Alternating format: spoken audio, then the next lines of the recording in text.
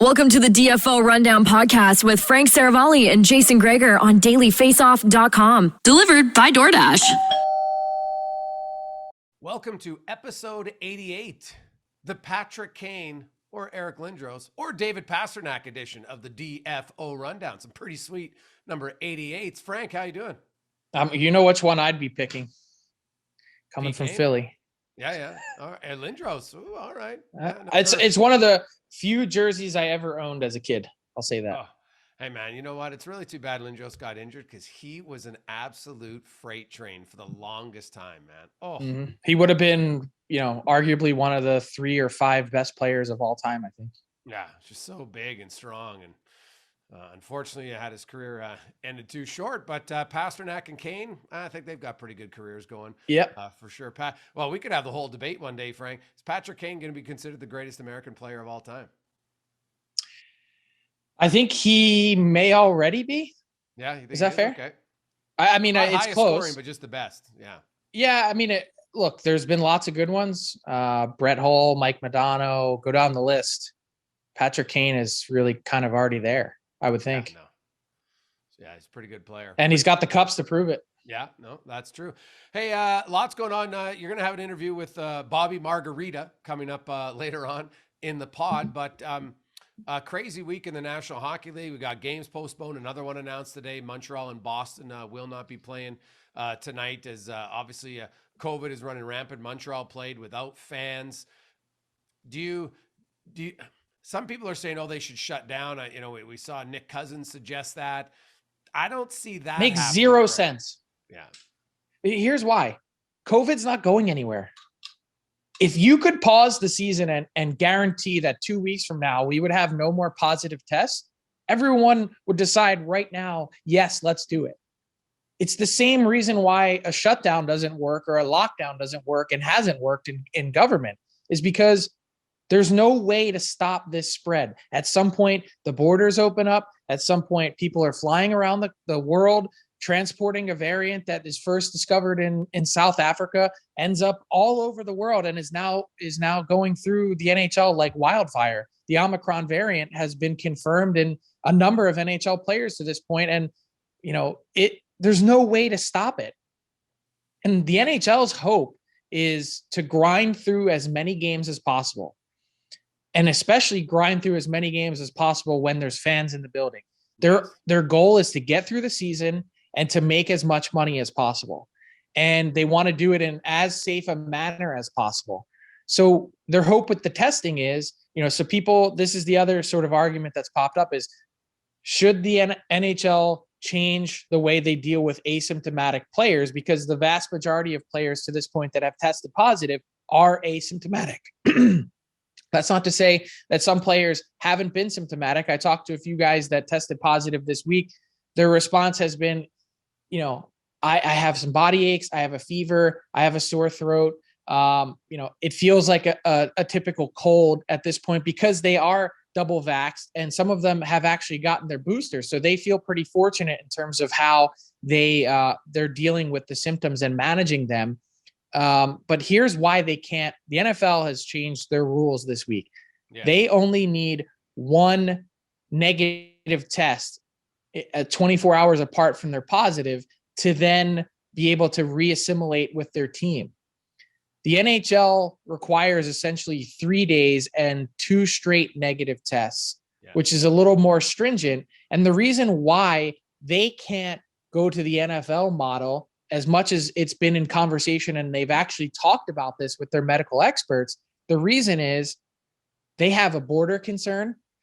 You look at the Carolina Hurricanes, Sebastian Aho and Seth Jarvis, they were stuck in Vancouver in their hotel room for a few days until they could get a medical evacuation plane to transport them down to Washington State, to then have owner Tom Dundon send a private plane to get them and bring them all the way back to Raleigh, North Carolina.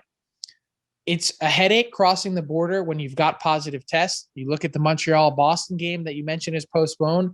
That's one of the first sort of over border games for teams that are dealing with positive tests. So they can't do it for the border reason. And they also can't do it because just because you're asymptomatic doesn't mean that the person that you're transmitting the virus to potentially will also be asymptomatic. Every body reacts and treats this differently and has a different immune response, which is why you see some players on the team with the same variant. One guy's asymptomatic, another guy's symptomatic. So, there's no stopping it.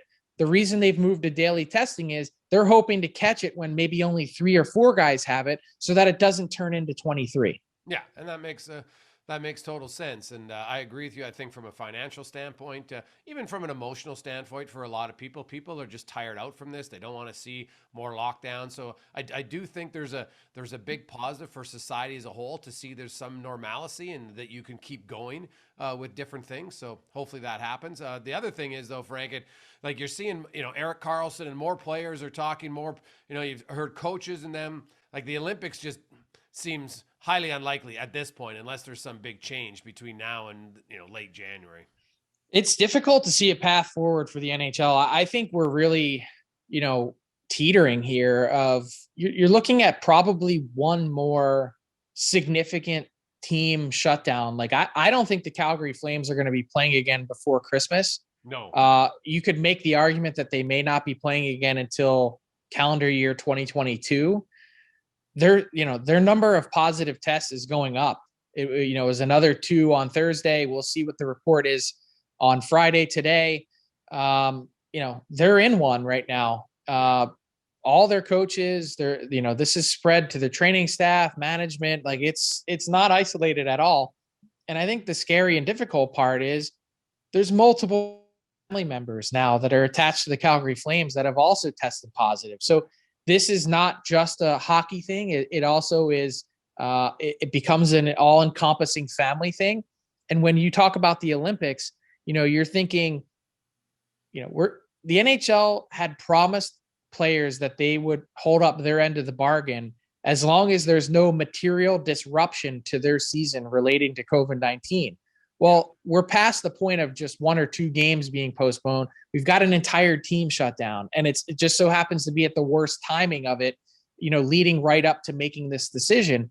But this variant, you see the impact in the NFL, you see the impact in the NBA. They're testing positive at all-time highs right now. And the NHL, you've got 72 players as of Thursday night that are actively in COVID protocol. It's 10% of the league that is actively in protocol. So, we're teetering on that edge of maybe 1 or 2 more teams being shut down where there is no chance that players are going to the Olympics. And no matter what the NHL has said about leaving it up to players, some of whom are also uneasy on their own, the NHL is going to make the decision for them at a certain point because there's just no way to get the season completed otherwise. Yeah, no, that makes sense. And we've talked about this on the pod before, that it's not just, they've got these 2 extra weeks during that time because a lot of the buildings have full other events going on. So when they can, some teams will be able to make up some of their games. I looked at the Calgary Flames building schedule, and they will have some open nights. They still have, of course, they're one of the few. Yeah, I think it's Calgary, Seattle. There's a few that don't have much on their schedule in February. But other than that, we talked about it. Can't blame these buildings that sat vacant for so long. You've got to schedule concerts and family shows and ice shows. Throw that all on the calendar. They got to try and make their money that they lost out on a couple of years ago. Quickly, I want to talk about one thing, Frank. I don't know if you saw it, but on Wednesday night, Alex Ovechkin took the lead in the scoring race in the NHL. That's the first time that a non-Oiler was in the lead in the scoring race since November of 2019, which is ridiculous. But the fact that it's Ovechkin, Ovi, I'm still marveling at this guy because I think a lot of, hot start, he'll slow down. He's not slowing down. It's just amazing to me, man. It's become the story. I make sure I watch Washington games more now than ever. And trust me, Ovechkin was my favorite player to watch for the longest time. I loved his enthusiasm. He was a big guy who could score goals and he could run defense. He was a power forward. Now, if you go back to guys like Shanahan and Tkachuk, the difference was they would fight every now and then. That's the only reason Ovi, is a little different because he doesn't fight. But at 230 pounds, he's so strong. 230. He ain't 230, yeah, but he's probably a little bit more than that now. But for the longest time, when he was a young Ovi, he was 230. Well, I think Tyler needs to start a counter. I think Jay's got a little man crush on Ovi. Oh, dude, I'll admit it. Ovi's the guy, 100%. 100%. A little salt and pepper now. Good for him. I mean, this is 2 pods in a row that we're marveling over Ovi. This is, by the way, you want to hear another wild stat, not just the Oilers not leading the scoring race. This is the first time in 6 years beyond the first day of the season that Alex Ovechkin has led the league in scoring. Yeah. So it's been a while. You mentioned he doesn't seem to age. What I like is this component that he's added to his game with the assists, especially with Nick Backstrom being out. And I wonder now with Backstrom coming back, does that significantly change the dynamic in Washington? That team's been rolling along for a while now, but does it have an impact on Ovi and his assist totals? Because, theoretically, Backstrom has been the big disher, and you don't have him in the lineup for this extended period of time to start the year. Well, Ovi's been piling up the assists. Does that total suddenly now go by the wayside? Was it maybe we're talking about all along Alex Ovechkin is a really good passer as well and playmaker that he just maybe never got the credit for because he was playing with another elite playmaker in Nicholas Backstrom for so long. Yeah, well, Backstrom third amongst the active players in assists. So, yeah, it makes sense that he was the disher and Ovi, of course, was the finisher. And, yeah, I just think it's kind of wild to watch. Let's bring in Tyler now for a rip-roaring edition of Buy or Sell. Yeah, so that's 2, Tyler. Let's keep that counter going. Two Ovi crushes in 1 week. And you're going to love the first buy or sell question when we get into it. Brought to you by our friends at DoorDash. It's the weekend. You don't want to cook? Go on the DoorDash app. It's incredibly easy to use. You can plug in the promo code RundownDD, gets you 25% off and no delivery fees on your first order. Pick your favorite restaurant. A couple minutes goes by, then ding dong, food's at your door. All right, Alex Ovechkin, 59 assists. As my friend Bagged Milk would say, he's not just growing an apple tree, he's growing an entire orchard. His career high is 59 assists. He has 25 in 29 games. Buy or sell on Ovechkin hitting the 60 assist mark this year? Buy. I mean, what you look at the pace, you look at the achievable career total. He's on pace for what, 70 something? Like, I would take that all day of the week, every day of the week. Yeah, even with the return of Backstrom, I think Ovi, even if he slows down a bit and has less production, he'll still get to 60. The Vancouver Canucks just keep on winning under Bruce Boudreau. They are currently on pace for 79 points this season. Canucks hitting the 80-point mark this year. Buying or selling on that, Jason?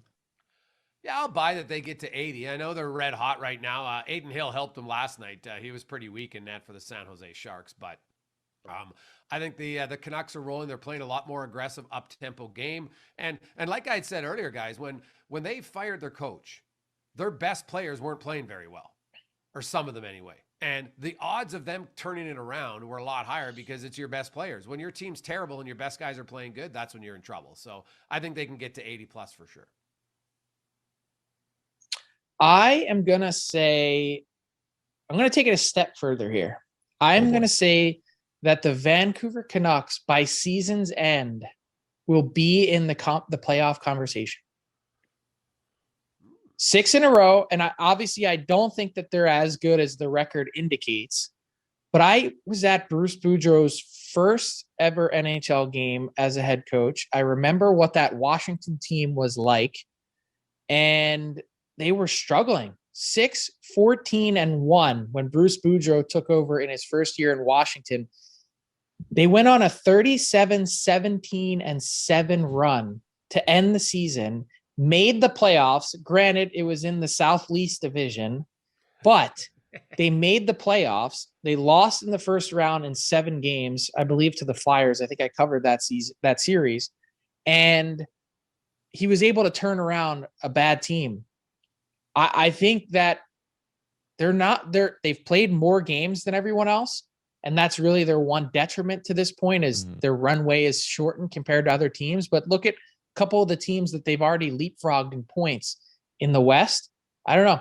I think there's a chance to maybe catch one of those wild card spots.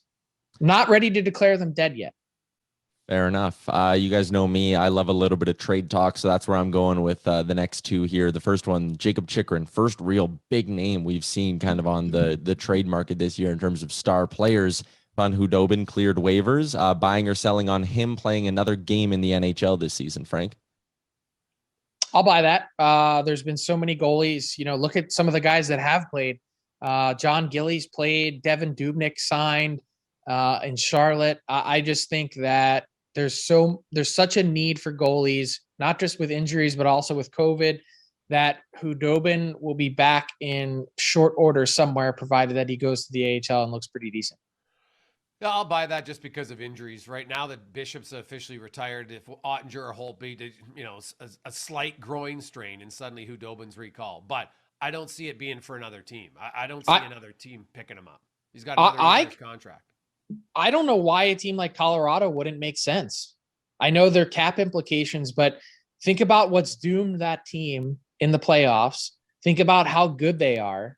And then think about Darcy Kemper's injury history. Think about how he's been hurt already this year. Francouz has been hurt. They were trotting out Jonas Johansson for a number of nights, and he's not an NHL goalie. You need a safety blanket, a safety valve, a security blanket that can keep Joe Sakic warm at night. Yeah, Colorado, that's a great example because they do need goaltending depth. And if Minnesota is going to eat 30 or 40% of it and suddenly you get him as a backup for $2 million, well, then it makes sense. I don't know. I don't see it in a lot of places, but Colorado jumps out to me as one that makes sense. Second name I want to talk about. It's not as sexy of a player, but Anton Hudobin cleared waivers, buying or selling on him playing another game in the NHL this season, Frank? I'll buy that. There's been so many goalies. Look at some of the guys that have played. John Gillies played. Devin Dubnyk signed in Charlotte. I just think that there's such a need for goalies, not just with injuries, but also with COVID, that Hudobin will be back in short order somewhere, provided that he goes to the AHL and looks pretty decent. Yeah, I'll buy that just because of injuries. Right now that Bishop's officially retired, if Ottinger or Holtby did, a slight groin strain and suddenly Hudobin's recalled. But I don't see it being for another team. I don't see another team picking him up. He's got another year's contract. I don't know why a team like Colorado wouldn't make sense. I know their cap implications, but think about what's doomed that team in the playoffs. Think about how good they are. And then think about Darcy Kemper's injury history. Think about how he's been hurt already this year. Francouz has been hurt. They were trotting out Jonas Johansson for a number of nights, and he's not an NHL goalie. You need a safety blanket, a safety valve, a security blanket that can keep Joe Sakic warm at night. Yeah, Colorado, that's a great example because they do need goaltending depth. And if Minnesota is going to eat 30 or 40% of it and suddenly you get him as a backup for $2 million, well, then it makes sense. I don't know. I don't see it in a lot of places, but Colorado jumps out to me as one that makes sense.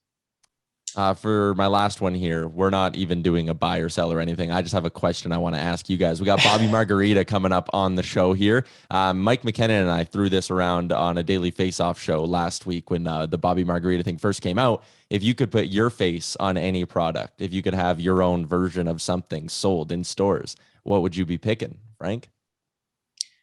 I honestly don't have an answer here. Mike McKenna's answer was pizza. Yeah, I went basic. I just said beer. Jay, what do you got?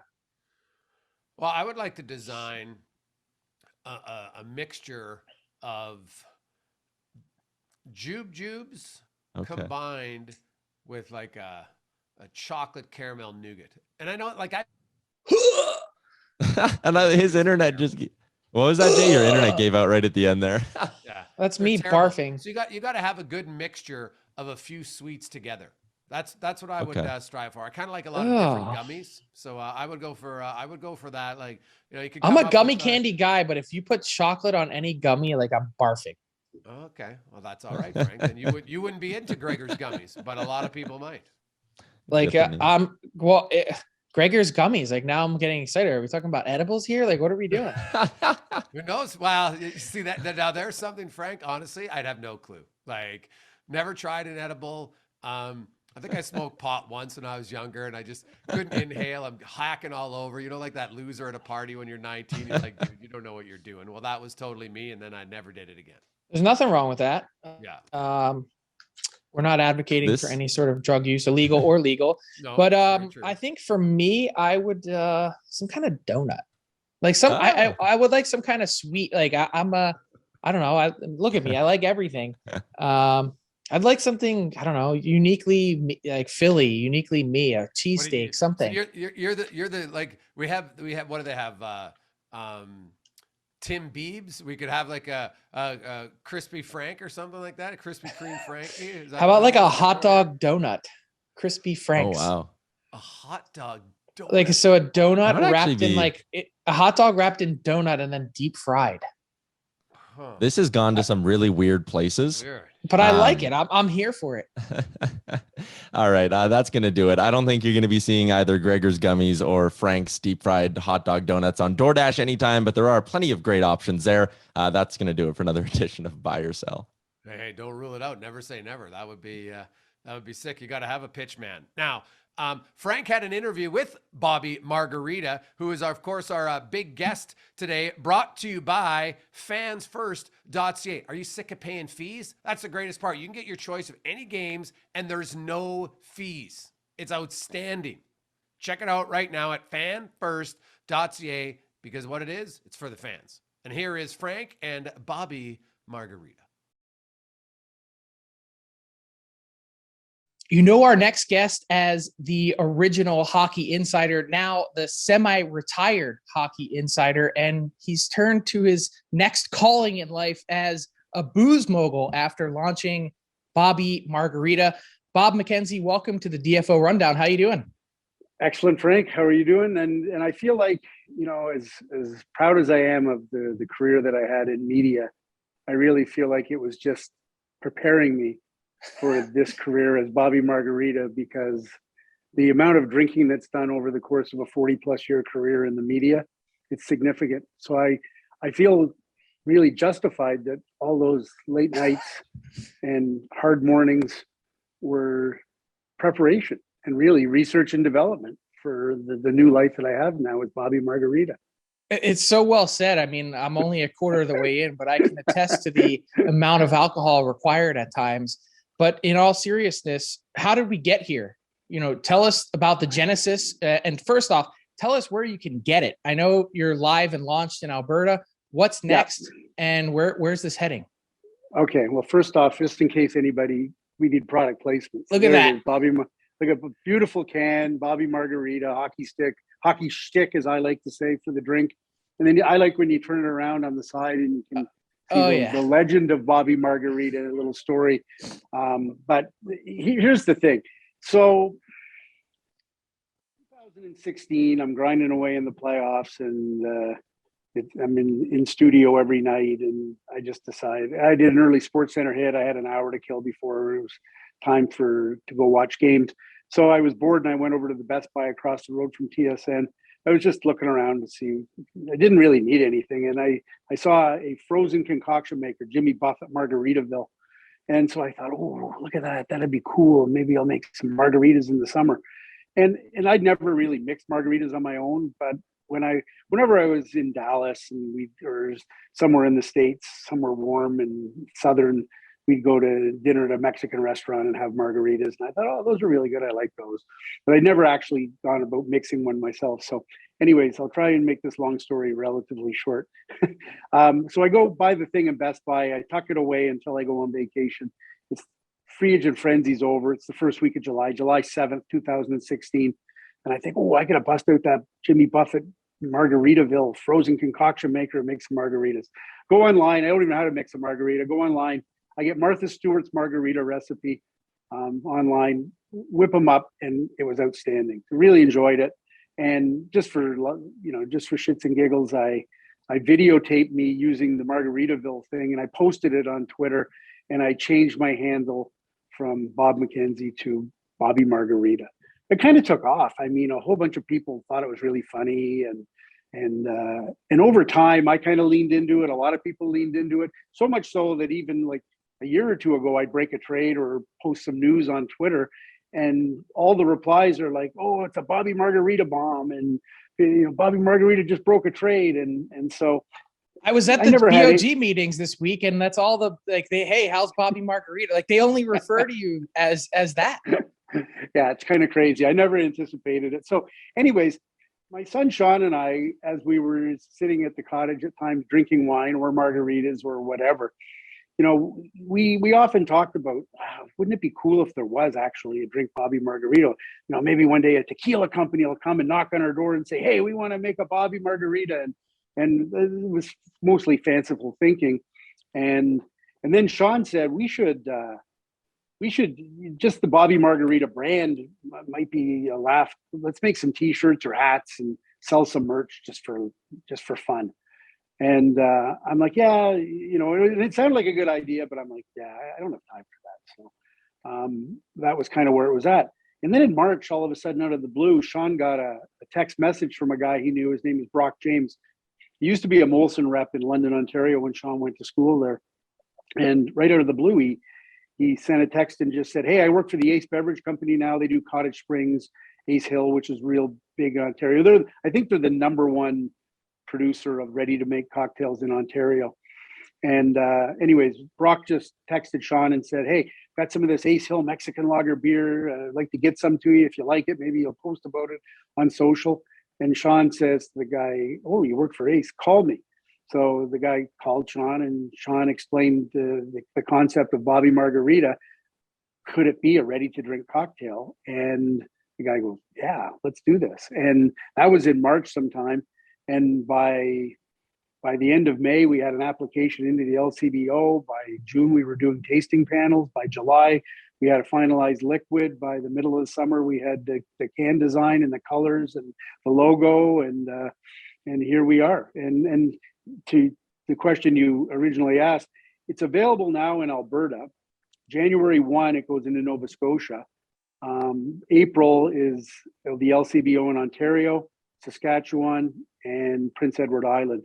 And we're hopeful of being in all the other provinces too. But in Canada, it's, liquor sales are pretty regulated at various governments, provincial governments. It's all done provincially. You can't roll something out nationally in Canada. You have to go province by province, and everybody's got different application processes and whatever. So we're applying to be wherever we can.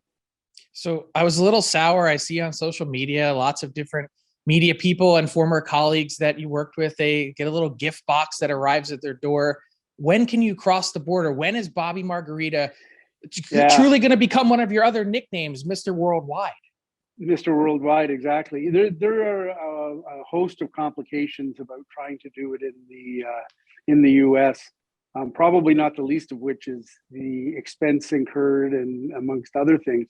But Frank, you being a special guy and all, I'm sure we'll smuggle some Bobby Margarita. Like we need to get in duty-free shops. is I guess what I'm saying.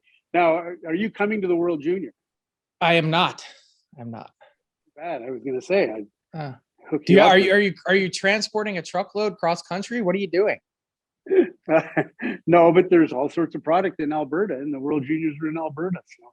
So, but we'll, and listen, I hear you, because, Bobby Margarita Worldwide headquarters are here on Balsam Lake in Ontario, but we have a branch office at Naples, Florida, and I'm trying to figure out how the shipping is going to work to get Bobby Margarita to its founder in Florida first, before we hook up Frank in Philadelphia.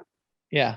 So tell me how this whole margarita thing started, because you spend enough time around someone and you learn to know, what they drink. So you've always kind of been a rum and diet guy, spiced rum and diet.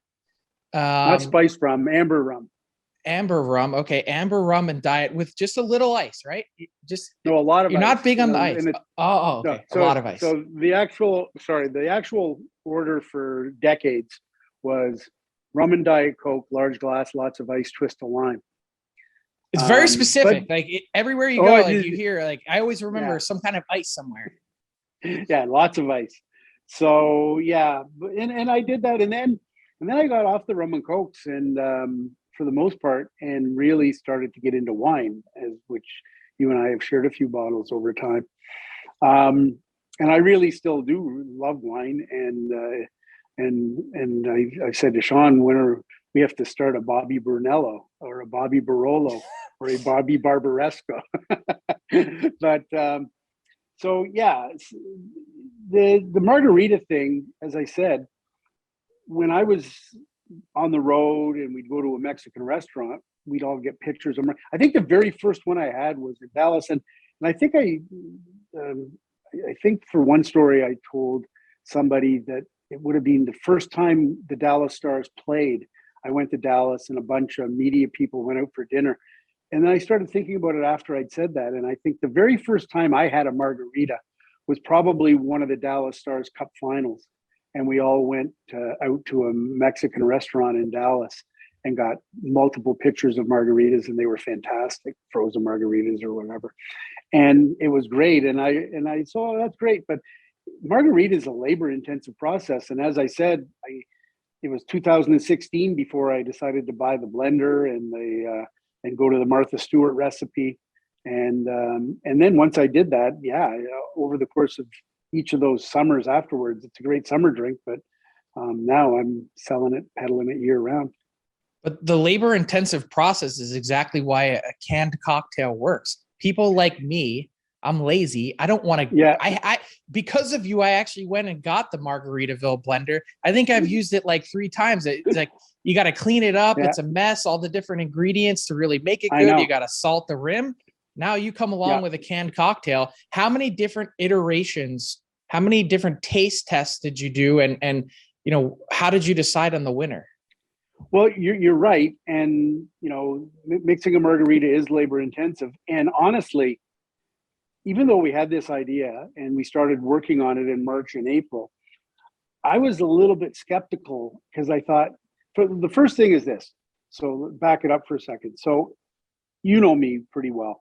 And if I'm going to put my name on something and I'm going to jump into the deep end of the pool and really do something, you do nothing halfway. It can't be half-assed. It's got to be really, really good.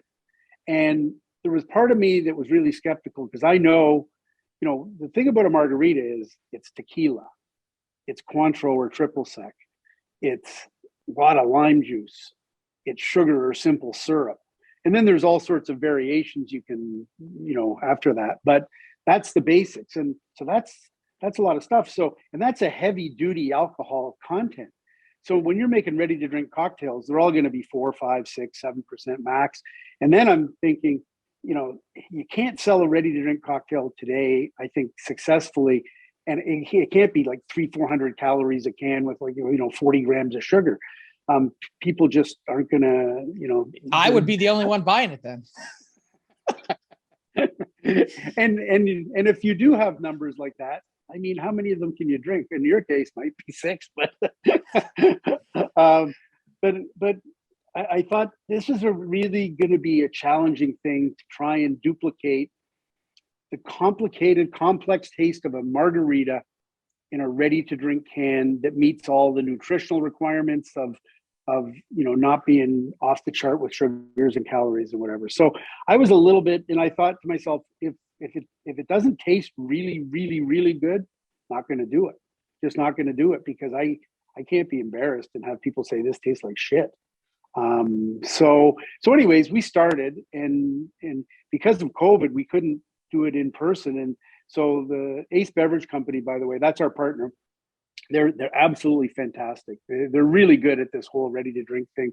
Cottage Springs is just a huge brand in Ontario. Ace Hill as well.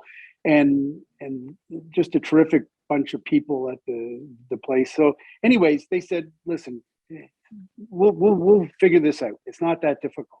So we did a virtual testing. They couriered like 2 or 3 samples to the house.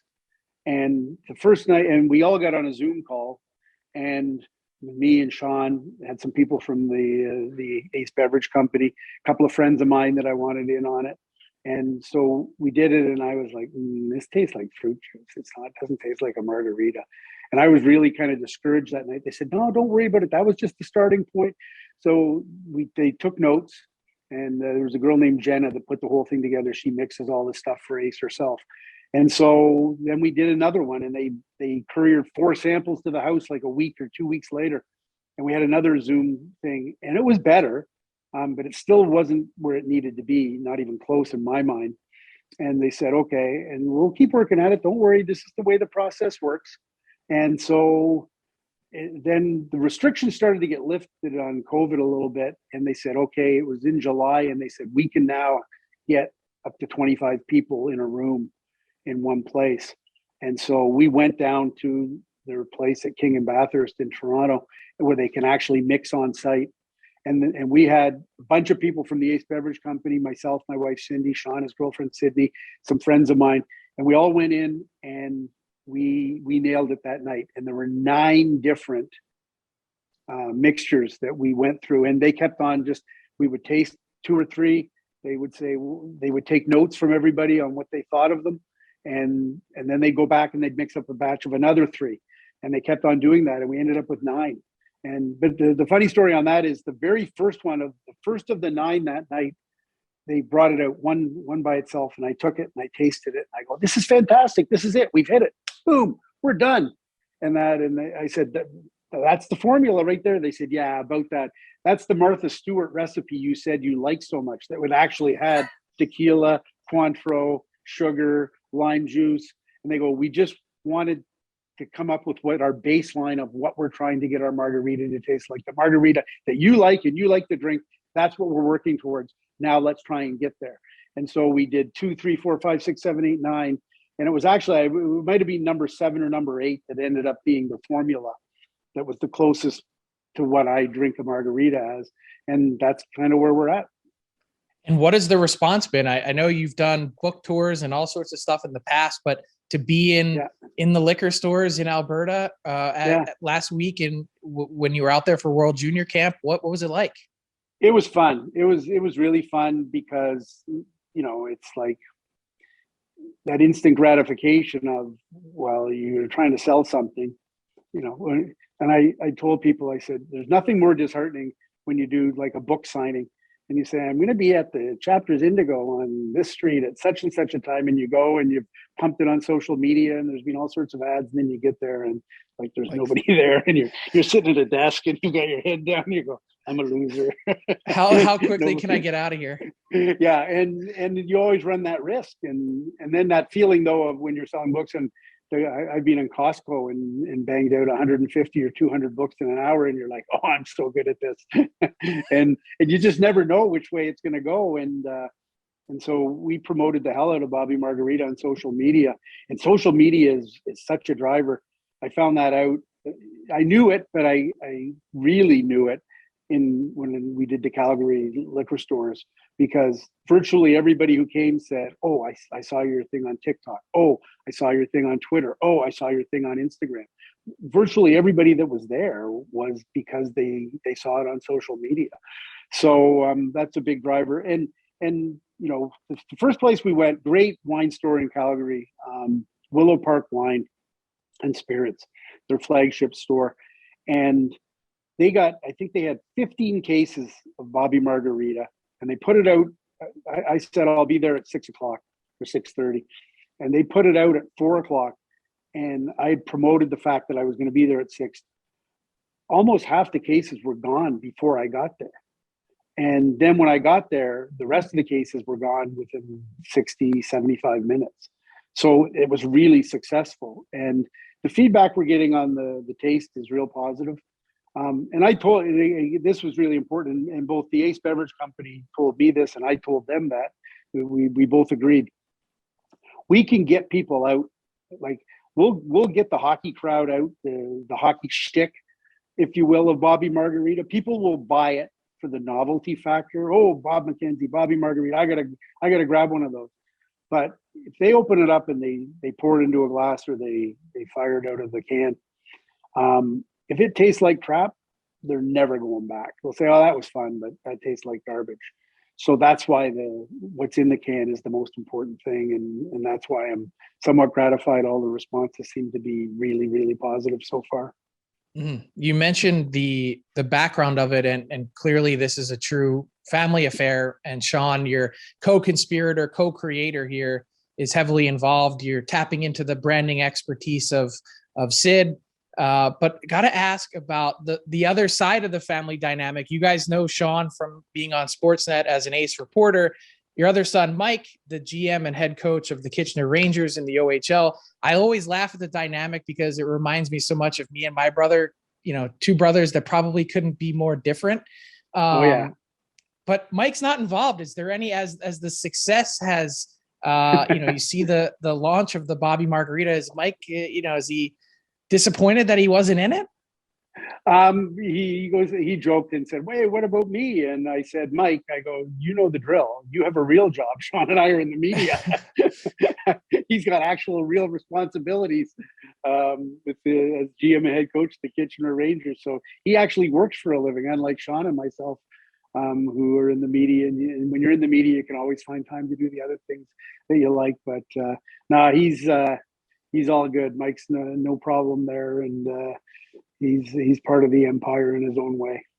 Mm-hmm. But speaking of work, I mean, the whole point of stepping into semi-retirement was to do less. Now you're on this whole, like, how do you balance this? That as I know you, you're like, why do I do this? Like, you're like, I just want to sit here and do nothing. Yeah, you know what? There's a lot of truth to that, Frank. But I don't know. This one was too interesting to pass up, to be honest. I mean, what, seeing yourself on a cardboard cutout? Yeah, cardboard cutout. Having your own drink. Come on, look at there. Look at. So I must confess, I did see an original iteration of the label, and I did like the one where your face was right on the front. Oh yeah. So as we went through this, I sent you some of the mock-ups of the different things, and you're right. That illustration right there was basically where the margarita glass was on the original. And yeah, I kind of liked it too. but the more we discussed it, and it comes back to the hockey crowd. So yeah, there are a lot of people in Canada who know who I am by virtue of the job that I've had over the last 40 years and as a TSN hockey insider. But the reality is there are more people who don't have a clue who I am, and certainly don't have a clue of the Bobby Margarita backstory. So we started talking about it and saying it might confuse people. And initially the thought was, yeah, you know what, we could pull it off because it's just like a cartoon character. It's just, who's this stupid guy with sunglasses and a suit selling margaritas with a hockey stick on the front? What does it all mean? It doesn't really matter. It's just a cartoonish guy, and people will, if it says margarita, they'll buy it. And then we started thinking about it and thought, maybe not. So why don't we hit people over the head with the simplicity of what's in the can? Forget about the hockey stick. Forget about what a Bobby Margarita means. Just look at the can and that glass and classic margarita. Like, how many times margarita's on the can 3 times? And it's kind of overkill, but it's not, because then you find out when you're in a liquor store, certainly in Ontario, you're in a cardboard case. So that's all you see. And so if that's all you see, and now you've got a picture of a guy, you don't know who the hell he is or what it is, you might lose the fact that it's a margarita or whatever. So now you've got the reinforcement of the glass. So anyways, we're really happy with it addresses both in the fact that we got to put the legend of Bobby Margarita on the side, address my ego issues. Yeah, exactly. I love it. Well, yeah, I'm looking forward to trying it at a certain point. When you're able to smuggle it across the border, we'll have to get together. But I can't let you go without asking you quickly about your other job, and that is the World Juniors coming up on TSN. It's the holiday season. Give us a quick download of what to expect at this year's tournament. How does Team Canada shape up and stack up? I think Team Canada looks good. But I mean, I say this every year. It's a crapshoot trying to figure out. You're dealing with 10 teams that have never been together before, will never be together again. And so it's a real, you always try to look at it and you're going, okay, well, how many first round picks does this team have? How many returning players does this team have? How many 19-year-olds does this team have? How did this particular age group do in the under 18, the under 17, and the various cohorts as you put them all together? So you kind of match all those things thing. And at the end of the day, you always come up with the same thing. Oh, you know what? Canada, the USA, Finland, Russia, and Sweden are all legitimate gold medal threats. I think people think the Swedes aren't as good this year as maybe they have been some other years, and not having Lucas Raymond will certainly impact them negatively. People think the Russians are really good because that 19-year-old cohort for the Russians has been very successful in the under 18s, under 17s, and so they've got a really strong group. Canada and the US are always a threat. Finland's always a threat too. The biggest thing that jumped out at me when we did our World Junior preview show, and I didn't realize this, but they put up a board in the World Junior preview show to show in the last 9 World Junior championships, Canada's won 3 gold medals, the Americans have won 3 gold medals, and the Finns have won 3 gold medals. No other team other than Canada, Finland, and the US have won a gold medal in the last 9 years. Now, I think the Russians have been in like 5 or 6 gold medal games, but they haven't been able to get over the hump. So is this the year they do it? They might be on paper the team that would be favored or co-favorites. Anytime the tournament's in Canada, Canada's always got to be considered a co-favorite. The Americans are always good, and so are the Finns. Canada's got the Finland game New Year's Eve, which will be fun in Edmonton. So yeah, I think, and it's a great tournament. The potential number 1 overall pick in this year's draft, Shane Wright, is potential number 1 center on Team Canada. And then you've got the storyline of the next year, the 2023 NHL draft with Connor Bedard and Matvei Michkov, who plays for the Russians. So those storylines are always fun on top of who's going to win. Should we give the evil quizmaster a shout out for that board or what? Absolutely. He deserves it. That was all him. That's fair. If it's a board on TSN, it's usually coming from him, and he's usually checked it 6 times. So that's correct. Certainly. Yes. You know the drill. Yeah, certainly happy to give him a shout out. And Bob, thank you so much for joining us. You've got a lot of nicknames. Bobby Margarita now, the Hockey Insider. To me, you'll be Uncle Bob. I can't tell you how much you've meant to me and my career and my family. So thanks so much for hopping on to talk about the Marg, and I can't wait to try it. Well, thanks for having me, Frank. Really appreciate it. And have everybody a Merry Christmas, Happy New Year, and or whatever you celebrate at this time of the year. All the best. So thanks, Frankie. Yep, and we'll see you on TSN for all the World Junior coverage throughout the holidays. Well, Frank, great interview, man. I had Bobby Margarita on my show. I actually had the Bobby Margarita. You know what? I like that it wasn't carbonated. That's what I'm going to say. I don't, there's enough carbonated drinks. Come up with something unique, and that's what this was. And the World Juniors, I'm pretty excited about it. Calling the games in Canada on the TSN network for all the Canada games. So that starts on Boxing Day. And you know what? Americans, man, there's lots of young players in this tournament that I'm pretty excited to watch. Yeah, no doubt about that. I'm really interested in the 2023 guys. I know we're all excited about Shane Wright, but I want to see what Connor Bedard's like, and this Russian that I can't pronounce his name, Matvei something or other, Matchek. Yeah, yes. I'm going to go with that for the moment. That's as close as I can get. Yeah. But he scores goals like that, and I'll learn his name in short order. I can tell you, Frank, I just got the enunciation guide, and some of the Austrian names and the German names, like, man, those are the hardest games. Well, you just want to. There's nothing worse than if you butcher someone's name while you're doing it. So, but here's the best part. Not to say that you want to get it wrong, but their mom or dad is not listening to the TSN radio network in Germany. So, say whatever you need. Just get through it. Yeah. Oh no, I will get through it. It's more so my buddy Struddy. He's a tongue twister when it comes to Frank Saravalli. He would. So it's you and Struddy doing all the games? Yeah. Nice. Yeah. So it should be good. Have a good weekend, Frank. Hopefully not many more games postponed and everybody gets through it. Oh, lastly, are you done your Christmas shopping? Yeah, I actually completed it yesterday. So checked off the old wife on the list and we're good to go. Dude, this is the first year ever that I was done like a month before. My wife gave me a list of stuff and literally the next day I just said, okay, you know what? Here it is, done. And it was just like freeing. Because usually I'm the guy who's like December 23rd. Christmas Eve, yeah. Oh yeah. Yeah, and I kind of like it because I can be under pressure and then I'm in and I'm out. I just go. But now I'm just kicking back, having a few eggnogs. I'm like, this is unreal. Got nothing to worry about. You're an eggnog guy, huh? Oh, dude. I don't know if they have it in Costco, but the pre-mixed eggnogs, have you had it? It's game changer, buddy. So We don't. good. Our Costco doesn't sell alcohol. What? Yeah, You guys sell alcohol everywhere.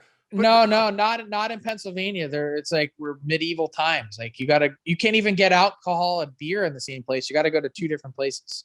Oh yeah, well Costco's liquor store is right outside, so I should say that we don't have booze in the actual Costco. No, we don't. Yeah, we don't. But you got to go to a state store. Yeah, no, ours like the one entrance. You go left, you go to Costco. You go right, you go to the Costco liquor store. Oh man, I really want to go to a Costco. I heard their booze is like actually legit. Dude. Like their brand name, they're like store brand booze. Yes, it's very good. Kirkland, yeah, it's very good, and it's cheap, man. Like, oh, trust me. But anybody out there, if you're try the if you're in college, go to get your liquor at Costco. Oh, that's very true. But the Costco eggnog, Frank. Well, they're not even a sponsor of the show, but I will plug their eggnog. It's quite good. I get into it's only like you can only have 1 or 2 of the eggnogs, but yes. I've been on a big old fashioned kick, and I love the old fashions. My dad got me this one the other day. It's like a pre-mixed jar. It's dry fruit and like big sugar sticks, simple syrup. What you do, all you do is you pour the booze into this jar and then you put it in your fridge to sit for 3 days, and it mixes with all the fruit and the sugar, and you end up with like a ready to pour old fashioned right out of your fridge. And is it a little sweet? I haven't gotten there yet. I went on a trip. I'm actually in Florida right now. I put it in my fridge like 5 days ago, and I cannot wait to go home and open it. Oh, now you ever had a Negroni? I have not, but I got to get in on this. So if you guys don't follow Jason Greger on Instagram, he does this Thirsty Thursday. I got to get in on this. Dude, I got to give a lot of credit to my wife. She's the former bartender. She makes, like, I would say I do 1% of those drinks. She comes up with most of them. And honestly, dude, I'm like a kid every Thursday. I'm like, ooh, what do I get today? Like, it's awesome. And there's so many good ones. So, but how many do you have though? This is the question. Do you just have one and you're done, or what do you do? Well, no. Some days I'll have like 1 or 2 during the show, which, during the show. And then, because we do it during the show because we talk about it with Struds. He's at my house on Thursday, so that's why we do it. And we had the Bobby Margarita the one day, which is quite nice. Crushed those super can sizes, so that was nice. And then usually I'll have them afterwards. But what I find is now when we have people over, I have a lot of them like, hey, can you make that one? So that like they'll save. You must have like a hell of a stocked bar because of all this. Yeah, we do have a pretty big bar. I'm not gonna lie. So and the problem is like you buy certain bottles and you make it for one drink, but now you're like, well, what am I using? Like, especially any like the liqueur stuff. That's where you just have these bottles of whatever. So now when I have a house party, I'm like, okay, I want to get rid of this one, so I'll just make like 6. And when people show up, here you go, you can try this one. So this has been a vice-filled episode 88 edition of the Rundown. Yeah, hey, you know what? All in moderation, kids. All in moderation. Frank, enjoy Florida. We will talk to you on Monday. Thanks for listening to the DFO Rundown with Saravalli and Greger. Keep it locked on dailyfaceoff.com and subscribe wherever you get your podcasts from to never miss an episode. Delivered by DoorDash.